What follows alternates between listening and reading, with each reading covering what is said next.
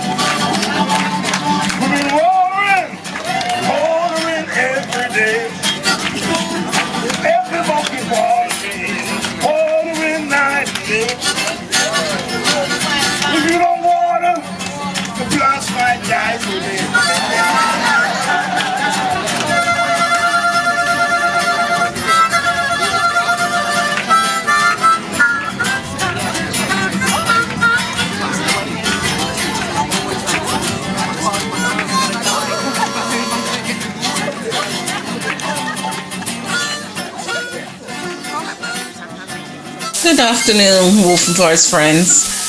I know some of you weren't able to make Baysee's talk this morning at Kew Gardens, and some of you asked for feedback, so this is my oral feedback. And I want to first start off by saying thank you, Baysee. You are one awesome human being. You are loved, you are respected. I can't even think of all the adjectives to describe you, but thank goodness for you. Thank God for you. You are 1 in a million, I have to say. Baysee's talk was about trees, fruit trees, ground provisions, all that. Anything that grows from the soil. It was about plants in general and trees in particular. Based in his home in Jamaica, he shared with us some things that some of us didn't know. For an example, that you could actually eat ackee raw. So this is how the word for it, you know?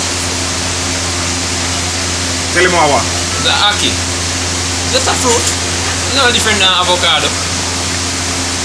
And for those who are thinking that raw ackee can poison you, yeah, this is the living proof. Yeah, man. You can eat raw ackee. So I'm gonna come back tomorrow to see if you're alive. Yeah. Obviously, it needs to be fully ripe and open, and all the bits in between taken out, and it's perfectly fine to eat, and you won't get poison. You only get poison if it's not opened, and that will really make you ill and can actually kill you. But if it's fully ripe, then it's fine. You can eat it raw. Obviously, most of us have it in ackee and saltfish, which is delicious, and for the vegans, they'll find something else to add to it, e.g. mushrooms. That was served today. I didn't get to try any of it. There were so many people there. I am telling you, Kew Garden must have wondered, where the hell has all these black people come from?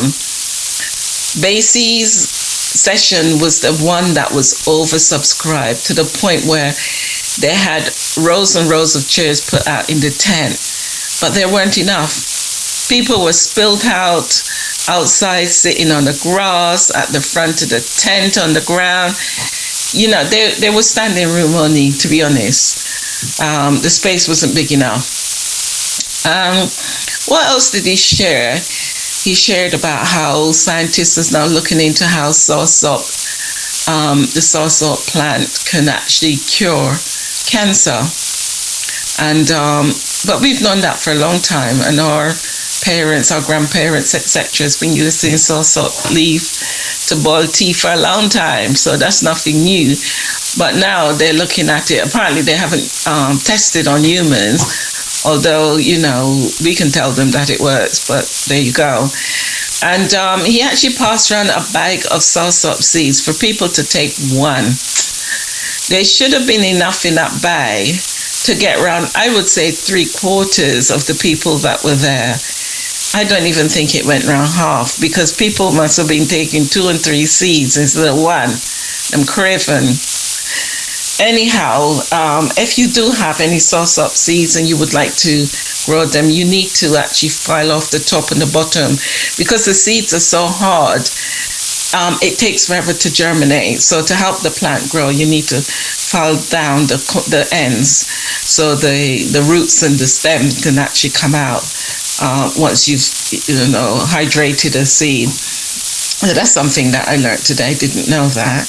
And I did try to grow soursop seeds and was wondering why the hell they never grew. Now I know. So that was something else that was new.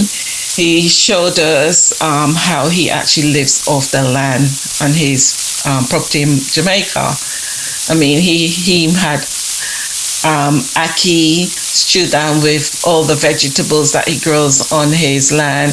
He had dashing, he had green banana, he had some chicken, rice and peas, and they were the only 3 that weren't grown on his land. But he also washed it down with a mixture, a punch of soursop and mango juice with ginger. It looked amazing.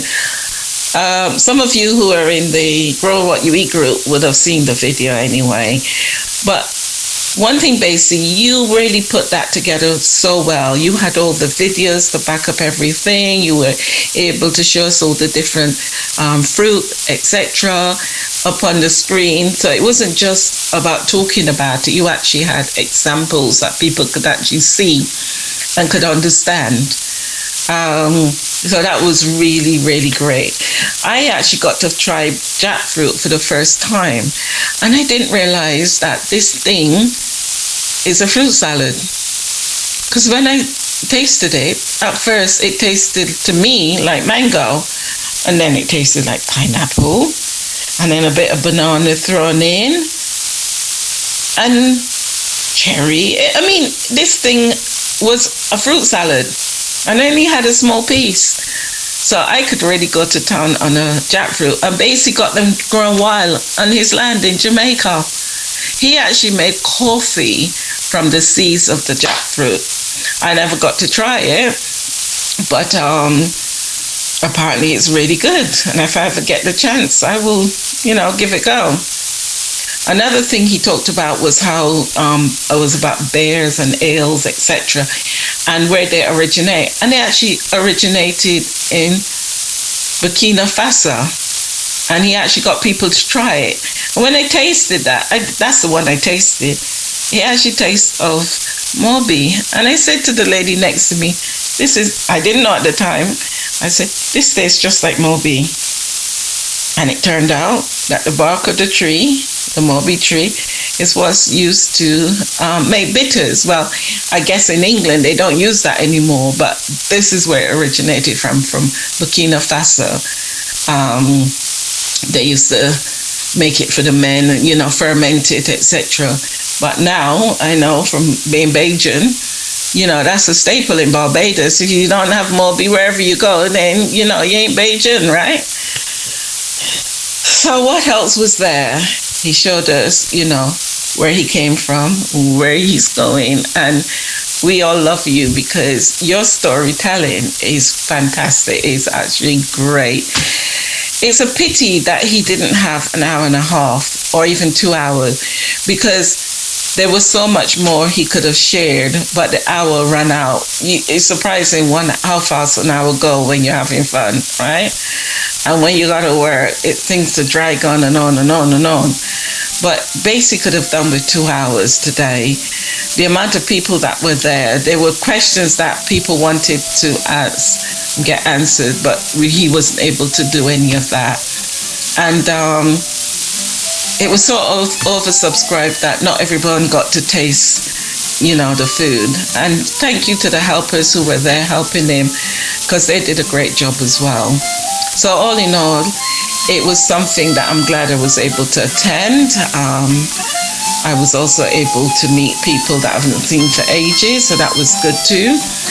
And I'm hoping that everyone in the group will get to go to Baysee's next talk.